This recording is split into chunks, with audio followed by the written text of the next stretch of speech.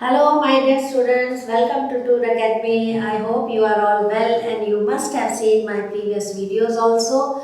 And today's topic is electricity और इसका एक बहुत ही इम्पॉर्टेंट पार्ट है इलेक्ट्रिसिटी चैप्टर का, फिजिक्स का चैप्टर है क्लास 10th का, Ohm's law. So today I am going to take Ohm's law और उसकी डेफिनेशन, उसकी डेरिवेशन और उसका एक्सपेरिमेंट, वो आज मैंने आपको एक्सप्लेन करना है इस वीडियो में. And as I told you earlier also कि now I am going to take important topics. मेरे videos में जो important topic है different chapters के, whether it is physics और chemistry और bio, उनके important topics को अब मैंने discuss करना है अपने videos में, क्योंकि अब आपके examinations are quite बस अब मार्च में आपके पेपर शुरू हो जाएंगे. सो उसके अकॉर्डिंग अब मैं वीडियो बनाऊंगी जो आपके एग्जामिनेशन पॉइंट ऑफ व्यू से वेरी इंपॉर्टेंट, और साथ ही very soon I am going to start sample test paper और उनके सॉल्यूशंस भी आपको वीडियोस में मिलेंगे. राइट, तो अभी जो भी हमारा इस समय एम है वो है आपके फाइनल एग्जामिनेशन का, कि उसमें आपको कौन से टॉपिक्स हेल्प करेंगे to solve the paper. So please keep on watching my videos. I am Jasbir Kartur from Tour Academy. So let's start. Chapter है हमारा इलेक्ट्रिसिटी और उसमें I am taking Ohm's law. तो first of all you should know the definition of Ohm's law. Ohm is the name of the scientist.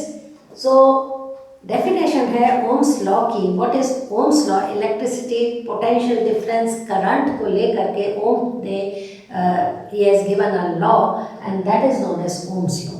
According to that law, at constant temperature remains constant. The current flowing through a conductor is directly proportional to the potential difference across the two ends.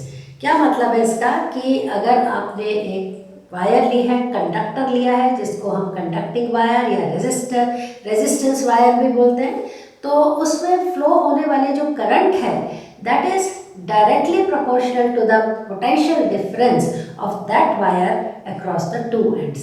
मतलब इसका ये है कि if you increase the current then automatically the potential difference will also increase. Directly proportional का यही meaning होता है.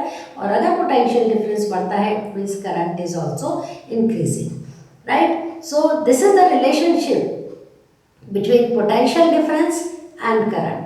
तो ये रिलेशनशिप ओम्स लॉ के अंदर हमने ये टॉपिक लिया है कि एट कांस्टेंट टेम्परेचर, क्योंकि जो टेम्परेचर है उसके बढ़ाने घटाने से करंट में फ़र्क आ जाता है. So you will have to keep the temperature constant. तो आपने डेफिनेशन स्टार्ट ही यहाँ से करनी है कि at constant temperature the current flowing through a conductor is directly proportional to potential difference across the two ends.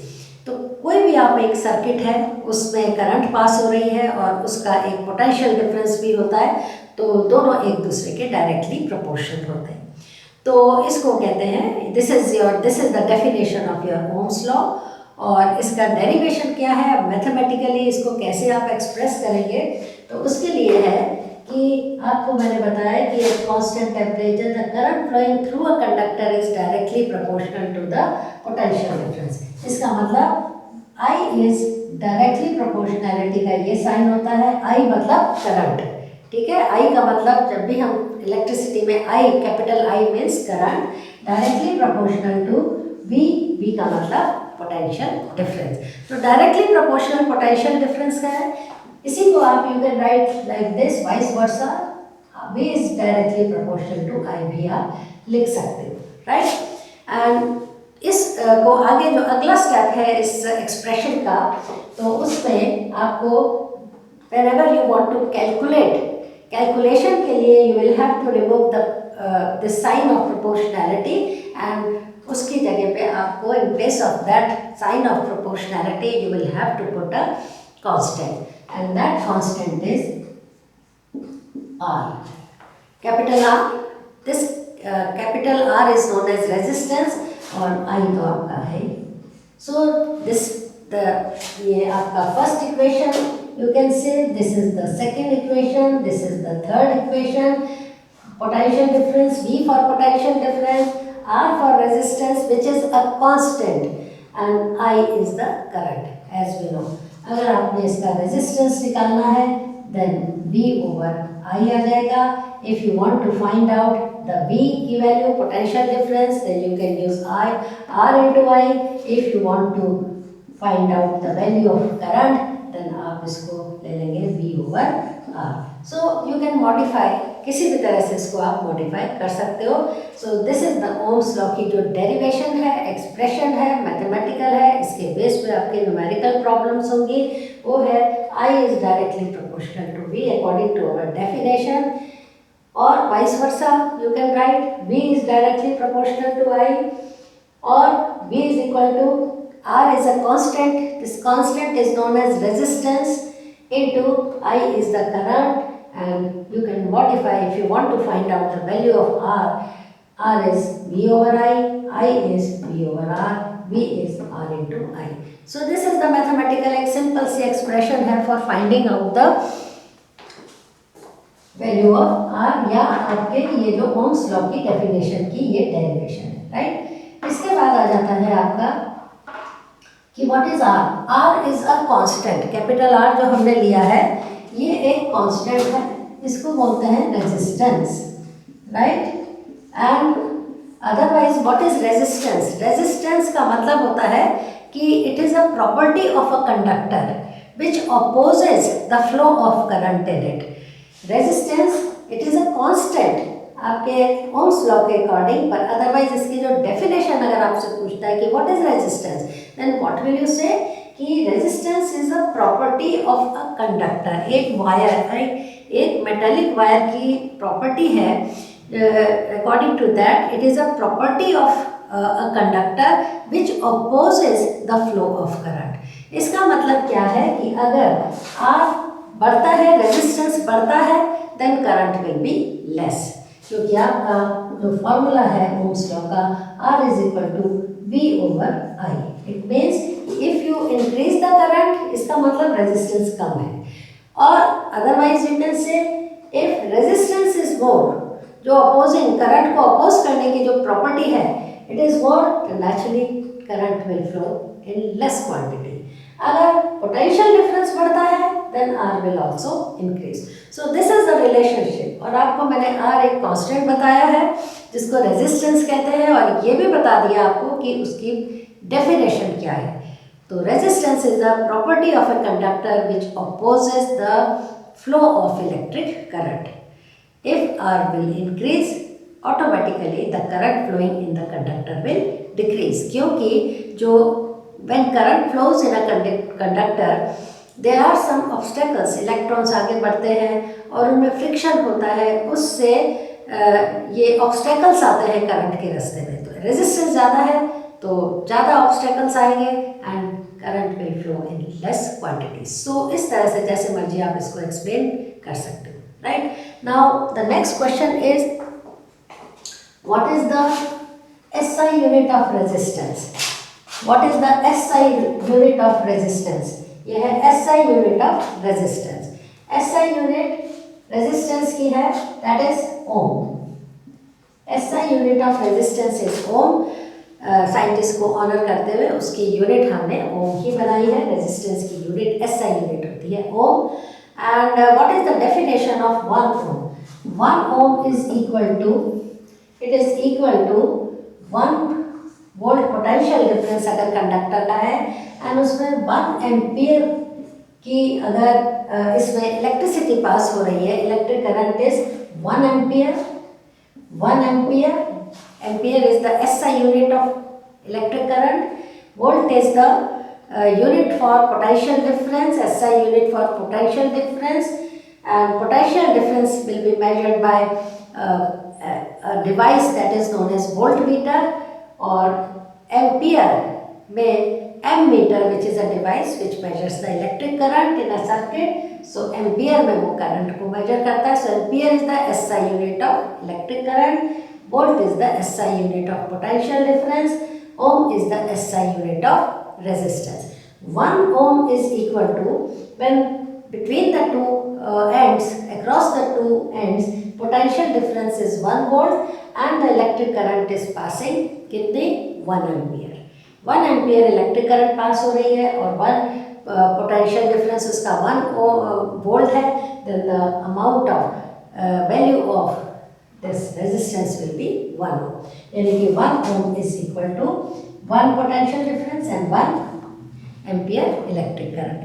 And what is the symbol of ohm? Ohm का हमने एक सिंबल भी बनाया हुआ है एंड दैट सिंबल को आप ऐसे डिनोट करते हैं।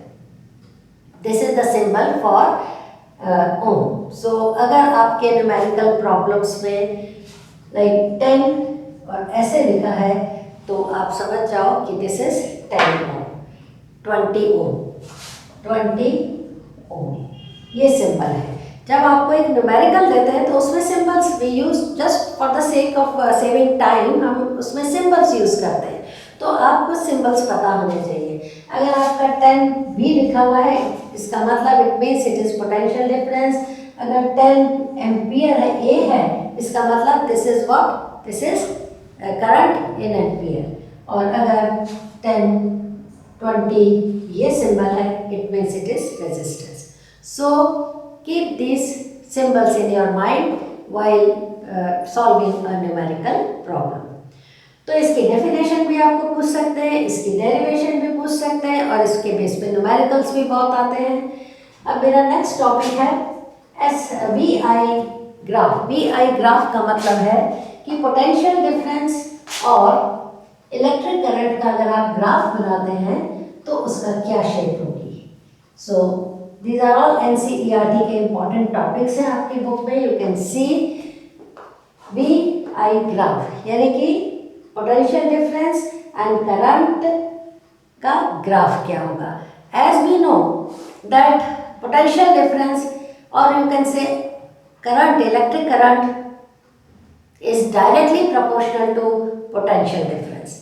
तो ये डायरेक्टली प्रोपोर्शनल का रिलेशन जब भी होता है, डायरेक्टली प्रोपोर्शनल का ये मतलब नहीं होता है कि जितना पोटेंशियल डिफरेंस है उतनी क्वांटिटी इलेक्ट्रिक करंट की होगी। It doesn't mean this. इसका मतलब होता है इट मीन्स डायरेक्टली प्रोपोर्शनैलिटी का जो रिलेशन है इट मीन्स कि if one thing increases another thing will also increase. अगर करंट बढ़ेगी तो पोटेंशियल डिफरेंस भी बढ़ेगा। इसका ये मतलब नहीं है कि जितनी पोटेंशियल डिफरेंस है एग्जैक्टली उतनी ही करंट है, ये मतलब नहीं है इसका। इक्वल का साइन, इक्वल का नहीं हम साइन लगा रहे हैं, हम डायरेक्टली प्रोपोर्शनैलिटी का साइन लगाते हैं इस तरह से। एंड दैट साइन मीन्स कि if one thing, one value increases another value is also increasing with the same rate, उसी रेट से होगी। सो इसमें भी हमारा जो ओम्स लॉ में यही हमने एक्सप्लेन किया है कि if you increase the electric current V will also increase. For example मैं आपको R is a constant. For a given conductor R की वैल्यू हमेशा कांस्टेंट रहेगी। करंट बढ़ाओगे ऑटोमेटिकली पोटेंशियल डिफरेंस भी बढ़ेगा एंड R की value remains the same because it is a constant. Example मैं आपको देती हूँ, जैसे आपको मालूम है कि R is equal to V over I, right. So R is equal to, suppose V की वैल्यू है 20 वोल्ट एंड I की वैल्यू है सपोज 10 एम्पियर। देन R की वैल्यू कितनी आई, it will be 10 to the 20 ohm. This is the value of resistance for the same conductor. Conductor आपने वही लेना है। अगर उसका आप पोटेंशियल डिफरेंस अब इंक्रीज कर देते हो एंड उसका आप 40 कर देते हो पोटेंशियल डिफरेंस, तो ऑटोमेटिकली आई भी, इसका मतलब उसमें 20 एम्पियर पास हो रही है एंड 20 to the 40 यानी कि आंसर अभी भी आपका 2 ही आएगा। पहले भी सॉरी, मैंने पहले शायद 20 लिख दिया था, इट वॉज नॉट 20 जो मैंने ये लिखा था, तो 10 to the 20 तो पहले भी 2 था, तो ये आप देख लेना, ठीक कर लेना। सो R is equal to 2।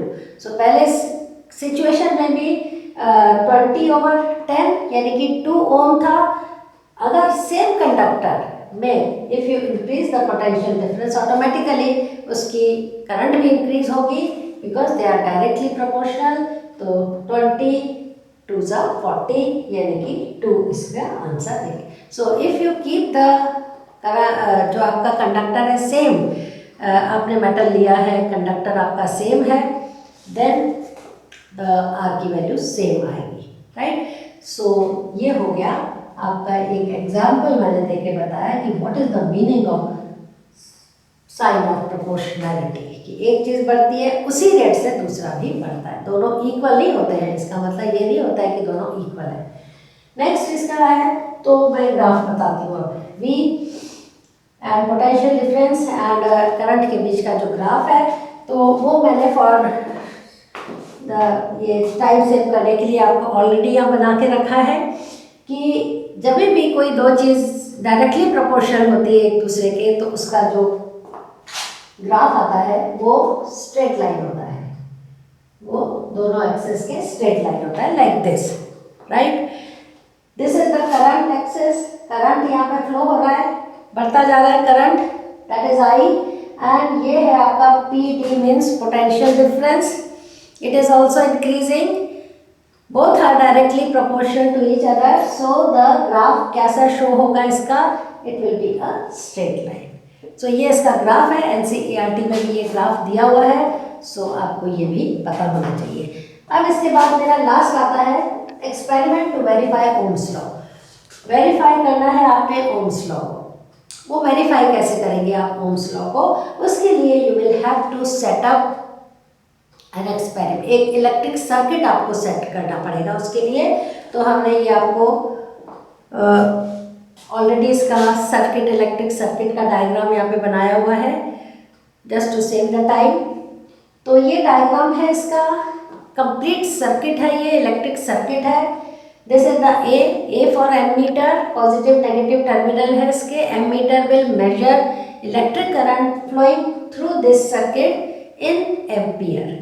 So this is your ammeter, और आपको मैंने इलेक्ट्रिसिटी में बताया है कि ammeter is always connected in series combination to the conductor. ये हमारी एक्सपेरिमेंटल वायर है, इट इज नोन एज, या तो कंडक्टिंग वायर इसको बोल दो, कंडक्टर कह दो, या रेजिस्टेंस वायर भी आप इसको कह सकते हो, क्योंकि कोई भी वायर में, मेटल की जो वायर है या गुड कंडक्टर ऑफ इलेक्ट्रिसिटी है, जब उसमें इलेक्ट्रिक करंट पास होती है तो उसका एक पोटेंशियल डिफरेंस भी होता है और उसका एक रेजिस्टेंस भी होता है, may be high resistance, may be low resistance, may be zero resistance, पर एक उसका रेजिस्टेंस हमें देखना होता है।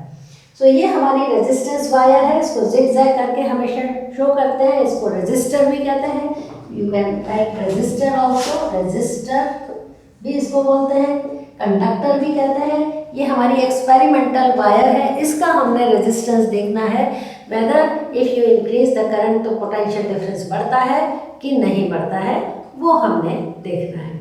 उसके लिए हमने ये अपनी एक्सपेरिमेंटल वायर है, resistor, conductor, and remember one thing कि जो आपका पोटेंशियल डिफरेंस मेजर करने वाला इंस्ट्रूमेंट है, that is known as volt meter, उसको it is always connected in parallel combination to the conductor. हमेशा ये देखो इसके दोनों एंड्स जो cross the ends, it is parallel इसको आपने कनेक्ट करना है। तो ये है हमारा volt meter, positive negative terminal, it is connected across these two points of this resistor. उसके बाद नीचे आओ, ये है हमारा R H. What is R H now?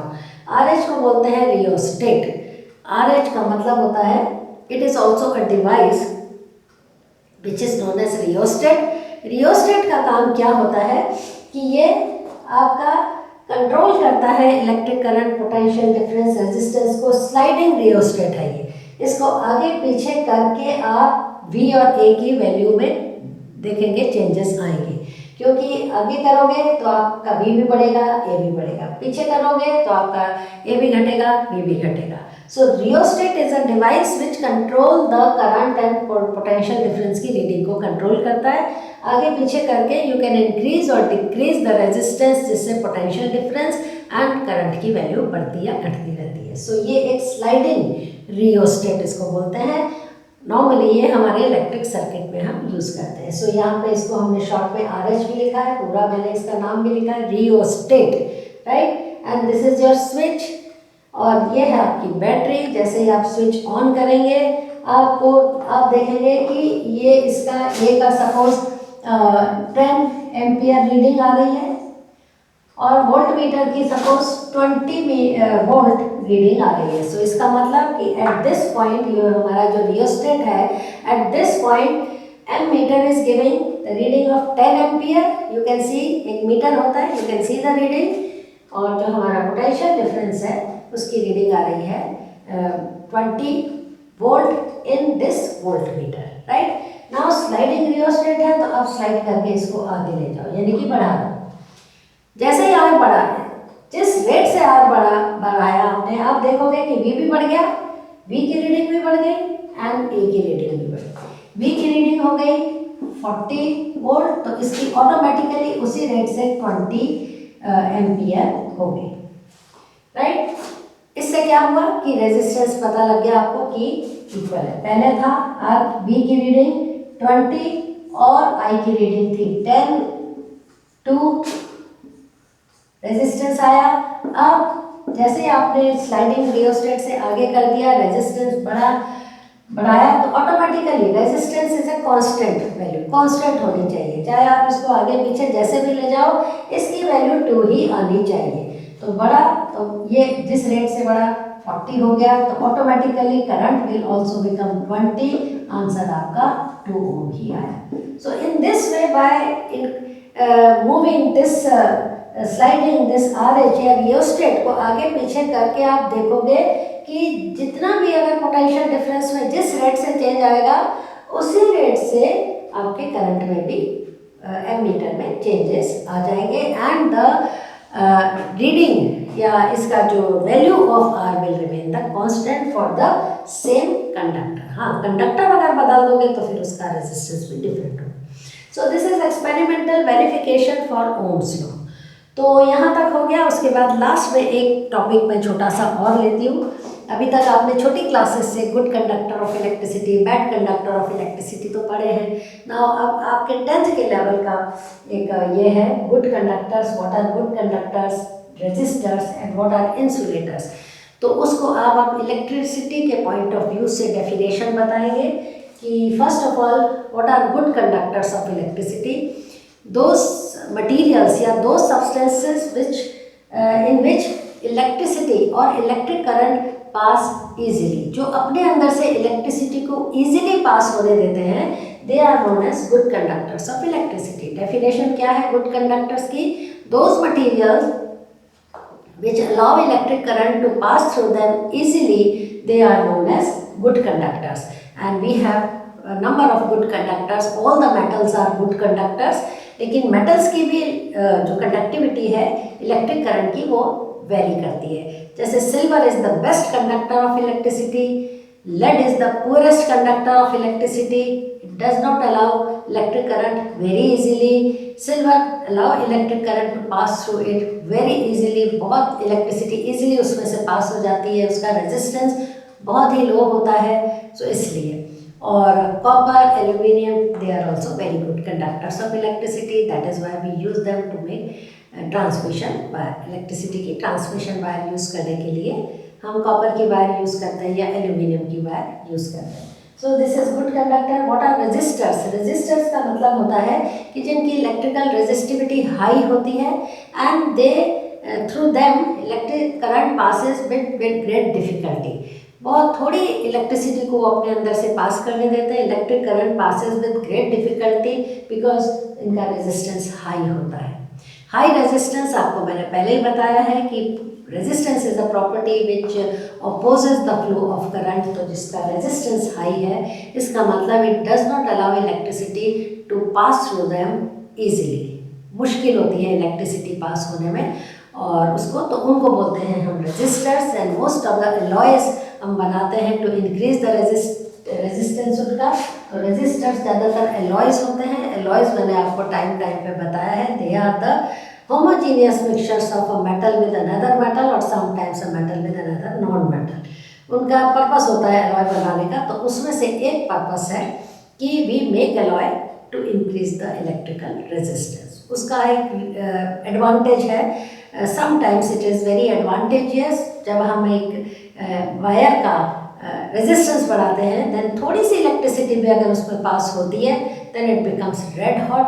आपको मालूम है जिस भी वायर में से इलेक्ट्रिसिटी पास होती है उसमें हीटिंग इफेक्ट भी होता है, तो इतना हीट उसमें बढ़ जाती है एक रेजिस्टर में कि we can use it in our heating appliances. आपके इलेक्ट्रिक आयरन है, आपके हीटर है, आपके जो जितने भी अवन हैं उनमें भी यूज़ दीज अलॉय।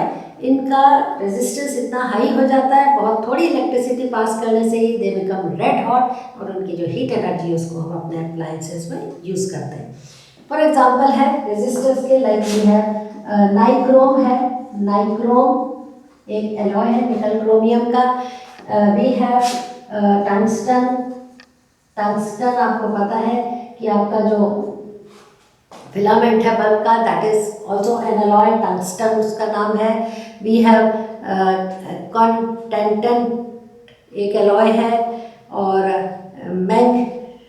मैंगनीज और मैंगनीज से मिलकर के बना हुआ एक एलॉय है, दैट इज़ नोन एज, उसका नाम मैं आपको बताती हूँ, दैट इज़ नोन एज, एक तो है आपका एलॉय का नाम है, एक तो कंस्टेंटेंट, ठीक है, एंड एक है आपका मैग्नेस्टेंट, मैग्नेस्टेंट। So these are some of the alloys. Nichrome is a very commonly used alloy जो कि हमारे एक उसमें यूज होता है। Eureka, eureka is also an alloy which is having high resistance, right. So ये कुछ एलॉयज हैं, और उसके बाद आ जाता है हमारा insulators. Insulators are those which are having very infinitely high resistance. इनका रेजिस्टेंस इतना हाई होता है, इन्फाइनिटली हाई रेजिस्टेंस होता है कि इनमें से बिल्कुल भी इलेक्ट्रिक करंट पास नहीं हो सकती है। They become bad conductors of electricity, they are known as insulators. Rubber हो गया, प्लास्टिक हो गया, वुड हो गया, they are insulators because they have infinitely high resistance. आपने इन तीनों का आंसर रेजिस्टेंस के बेस पे बताना है। इसमें रेजिस्टेंस वेरी लो, इसमें रेजिस्टेंस एवरेज एवरेज ठीक ठीक है, एंड इसमें रेजिस्टेंस वेरी वेरी हाई, इतना हाई है कि they are not able to allow electricity to pass through them. So this is all about today. ये मैंने एक बहुत ही इम्पॉर्टेंट टॉपिक एक आपका आज लिया है, और इस टॉपिक को आपने यूज़ करना है। आपके जो न्यूमेरिकल प्रॉब्लम्स आएगी उसमें हम यूज़ करेंगे। हर एक न्यूमेरिकल में मोस्ट ऑफ द, आप अगर न्यूमेरिकल इस चैप्टर के देखोगे वो ओम्स लॉ के ऊपर बेस्ड है, और इसी से आगे फिर series combination of resistances and parallel combination of resistances, वो भी इसी से रिलेटेड है आगे। सो thank you so much for watching my video, और इसको आप सब्सक्राइब करो प्लीज़, एंड अपने फ्रेंड्स के साथ शेयर करो। मैं चाहती हूँ कि मेरे इन वीडियो से मैक्सिमम बच्चों को एडवांटेज हो, एग्जामिनेशन पॉइंट ऑफ व्यू से अब मेरे वीडियोस होंगे, और very soon I am going to take sample test papers board के, वो भी है लेंगे, इसको पब्लिश करूँगी। So thank you so much.